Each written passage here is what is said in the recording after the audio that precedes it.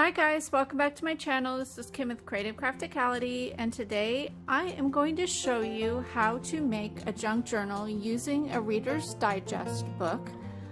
And you can use this for pretty much any book that you find, but I had made 3 llama junk journals using the Reader's Digest books, and I had posted them over on one of the junk journal Facebook groups. It was either Junk Journal Junkies or Junk Journaling for All. I can't remember. I will put a link for them down below.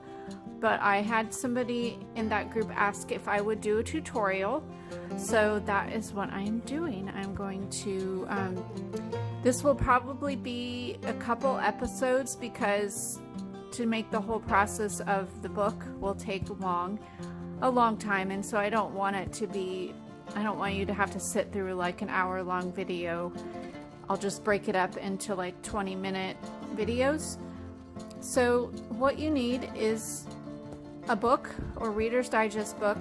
I love the Reader's Digest books because they just have the awesome print on the cover, and you could actually just use it as is like this. You could do a little bit of embellishment onto them, or you can add to them. What I like to do for mine, if you haven't seen my llama journals, is I leave this part here and a little bit of this, but then I cover the spine and the back with fabric. And you could do it all the way or part way or whatever. This is just what I like to do.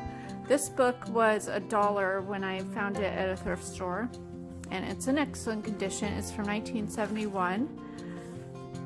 And I also have some vintage fabric here. It's like a calico blue, so I thought it went well with this book.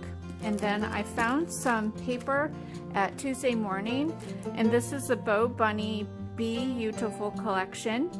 I'm not going to make this book bee themed, but I will be making a bee themed journal later on. So I'll use some of this paper, but for this book I'm going to keep it like the blues, purples, and a little bit of the yellow that's in the paper, and I'll just use some of the elements that aren't necessarily beads. We'll see. Well, if it ends up being that, then it will, but anyway, I have this paper. It is really pretty. I'll just kind of flip through it for you so you can see. This here, look at this cut apart page. It's really pretty. It's a one-sided paper. Several different prints. There's another. Love that.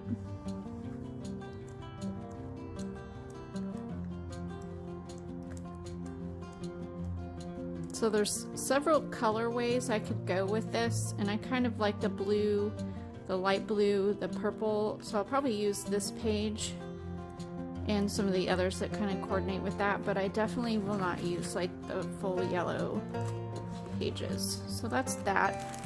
I found these also at Tuesday Morning that I thought went really well, so I'll probably use some of these on the cover. And then I was given this little pad. I don't know, it's Craft.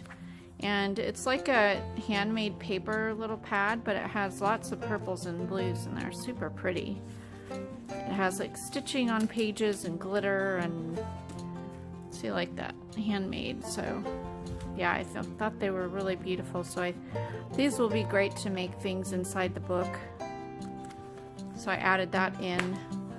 So essentially for this first video, I'm going to show you how I did the cover. So you will need some embellishments, maybe a cut apart from a book or a couple sheets of the cardstock that coordinate, some fabric that you like to go on your book, and then you will also need like a box cutter to cut the book pages out of your book. You'll need some glue. I like to use tacky glue, and then you'll need some scissors to cut your fabric, and a paper trimmer, of course, if you want to cut your paper that way. So let's go ahead and clear this stuff off and we'll get started making our cover. The first thing you want to do is remove anything, price tags or whatever, is on the book. I took this sticker off. It still had some residue, so later on I had to go in with just a little bit.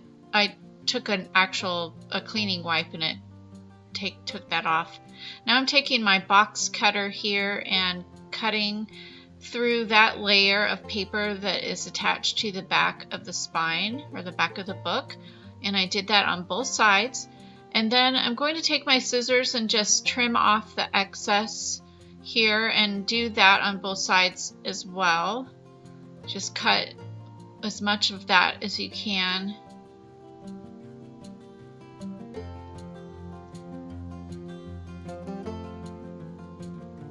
And now just take the fabric and line it up where you'd like to start the fabric. I want to start it on the front of the cover and go around and cover the back. And so I'm evening off my fabric there, and then now I'm just going to figure out where I need to cut the fabric piece. I'm going to go about a ½ an inch on the front of the cover, and I'm leaving about 1 inch all the way around.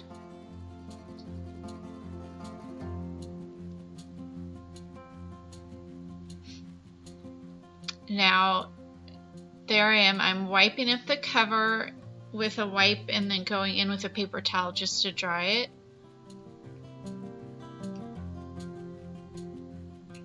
Taking your tacky glue, you want to run some tacky glue along. I'm starting with just the spine and that front portion there. And then I take my finger and smush it all over so it's pretty even, and place the fabric on top of that, and then smooth it out as best you can, and then go ahead and put it on the back of the cover and do the same thing. Put it down and then use your finger to smush it and make it smooth. That way you have full coverage with that fabric. And if you notice the fabric is wrinkled, once you put the glue down and smooth it out, you don't even see the wrinkles, so I don't even bother ironing my fabric. And I just think this works great. The glue, as long as you smooth out the glue, it's not going to come through on the fabric, unless you have like just a really thin fabric, but this is not. I cut the 2 corners off the fabric, and then I put some glue down on the inside, put the corners down, and I apologize for not being totally in screen here, but I pretty much did the same thing on the bottom. Put my corners in first and then glued down the sides, and I kind of cut off some excess fabric as I was putting it down in those corners, as you can see there. It just makes it easier when you go to put your paper down over the top. It's not so lumpy. And then just make sure the edges are all down with that glue. It's okay if there's a little extra there because you're going to be covering that up anyways. And now I'm just making sure that everything is all tucked in. Now I'm going to cut a piece off to cover the spine of that book, and this makes it a little bit more finished as well as adding some stability to the spine. I added some fabric at the top, and actually this piece was kind of cockeyed, so I went ahead and cut another piece off there. And this was straighter. So I'm taking one end to start off on the bad side of the fabric. I am adding a little bit of glue at the bottom and folding it over to make a nice edge, and then I'm going to glue that down on the inside. So I'm putting my glue down where that piece of fabric will go, and then I will take my finger and smush it all over just like I did on the front of the cover.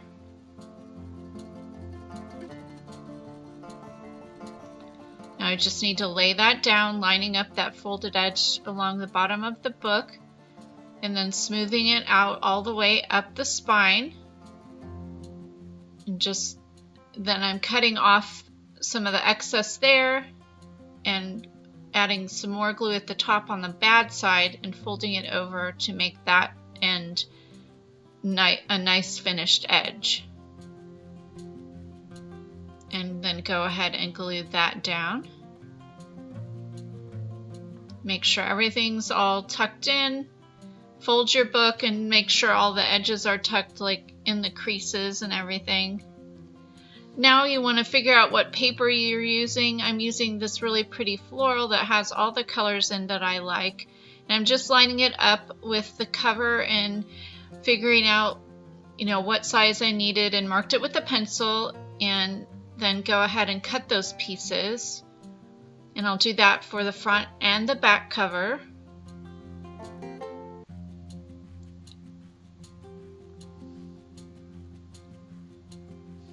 Before you glue those down though, we need to decide what you want to do for your handles. So for mine, I'm using the fabric. So I'm going to go ahead and take my fabric here, and I'm just going to cut a slit where I want the width and just tear strips. So I'm cutting it about 1 inch and then I tear it. And these strips are probably a little over a foot long. It just depends on how long you want your ties to be, if you want them to make a bow or just tie. I like to make mine a bow, so I made it, I believe they were about a foot or a foot and a half long. I tear 4 strips so I can sew the bad sides together, so there's a good side on both sides of. And then I went ahead and took it over to my sewing machine and I did a zigzag stitch. I didn't show that in the video. Now just add some glue to the insides of your covers there. Add the glue to your paper and smooth it all over the back of that.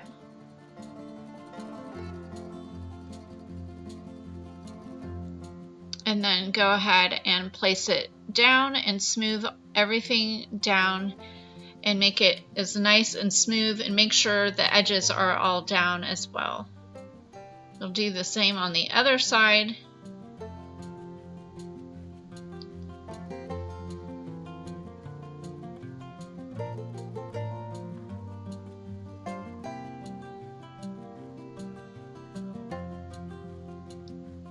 Now if you want to sew a pocket onto these, you can, or you can just add pockets later. That's what I'm going to do.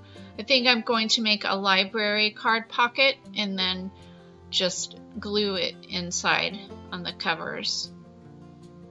Now I'm trying to decide which cut apart I want to use on the cover, and if I want to add any paper to go behind it, and I decide to use a stripe eventually.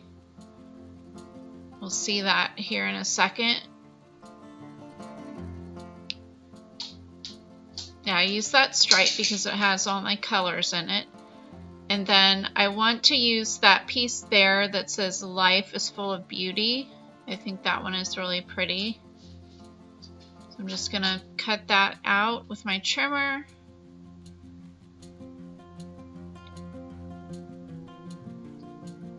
And then go ahead and frame it with this stripe paper. And I like the stripe going horizontally because it shows more of the colors. And I left, I think, about a ½ an inch around, or a little, maybe 3/8 inch around there. So I'm going to take this over to my sewing machine and do a zigzag stitch, and I went ahead and did that. And now I decided I wanted to mount this on top of a square piece of the fabric, so I'm just going to tear the piece off and go ahead and glue that down.